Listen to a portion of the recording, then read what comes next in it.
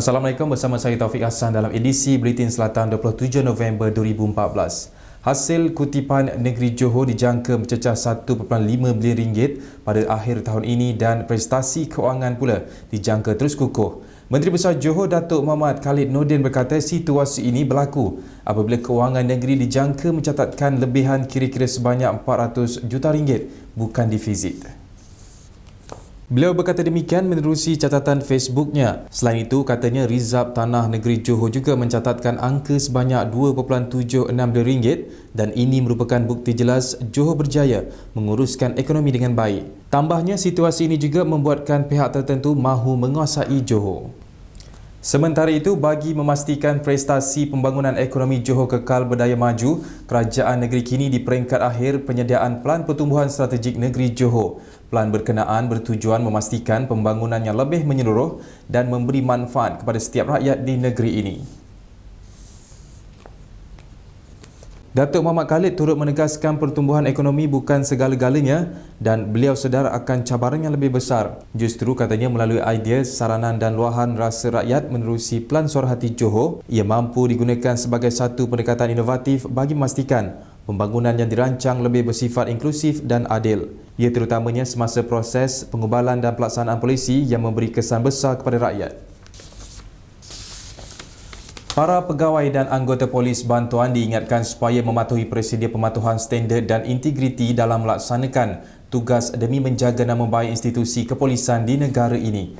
Ketua Polis Negara Tan Sri Khalid Abu Bakar berkata Polis Diraja Malaysia PDRM sangat menghargai segala usaha dan inisiatif yang dijalankan oleh agensi polis bantuan dalam memenuhi kehendak dan harapan rakyat.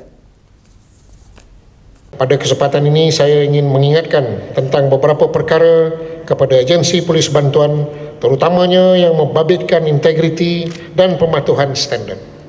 Dalam apa jua tindakan yang diambil, laksanakanlah ia dalam bidang kuasa yang dibenarkan dan jangan sesekali menyalahguna kuasa yang diberikan. Patuhilah segala peraturan dan prosedur dengan sentiasa merujuk kepada Perintah Tetap Ketua Polis Negara A501 yang berkaitan dengan polis bantuan. Beliau berkata demikian ketika merasmikan persidangan tahunan Polis Bantuan Malaysia ke-26 di Hotel Berjaya Waterfront Johor Bahru.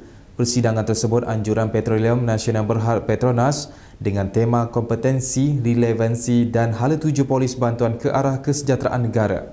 Sehingga kini terdapat 185 buah agensi polis bantuan dengan kekuatan lebih 22,000 anggota dan pegawai. Sementara itu, Ibu Pejabat Polis Kontijen Bukit Aman sedia mempertimbangkan untuk menempatkan polis bantuan di sekolah-sekolah seluruh negara bagi menangani jenayah membabitkan pelajar khususnya gejala buli. Namun, perkara tersebut bergantung kepada permohonan yang dikemukakan oleh pihak pengurusan sekolah untuk menempatkan polis bantuan di sekolah masing-masing.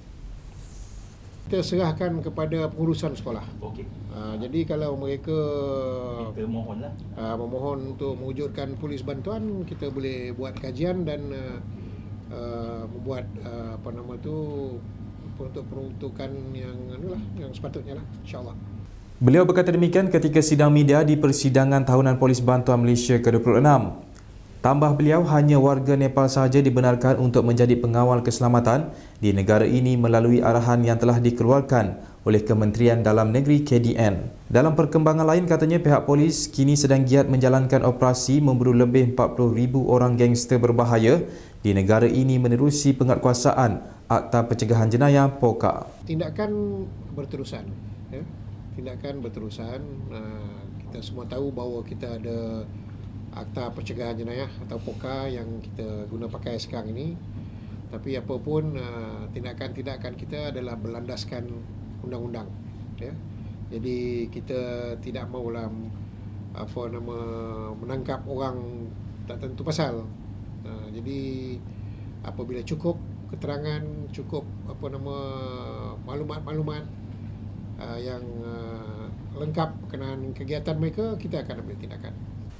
Seramai 4,811 calon ujian pencapaian sekolah rendah UPSR di Johor mendapat keputusan cemerlang iaitu A dalam semua subjek. Jumlah kelulusan berkenaan rendah berbanding pencapaian tahun lalu iaitu seramai 5,533 yang mendapat semua A. Seramai 56,583 calon mengambil UPSR di negeri ini pada tahun ini dengan 39,727 murid mencapai keputusan penguasaan minimum. Pencapaian keseluruhan calon UPSR tahun ini mengikut Grade Purata Negeri GPN menurun kepada 2.14 mata berbanding 2.18 mata pada tahun lalu. Keputusan berkenaan dibacakan oleh Pengarah Pendidikan Negeri Johor Aminuddin Adam. Sekian edisi Buletin Selatan. Teruskan menonton kami di www.tvselatan.com.my untuk paparan-paparan berita terkini. Salam takzim.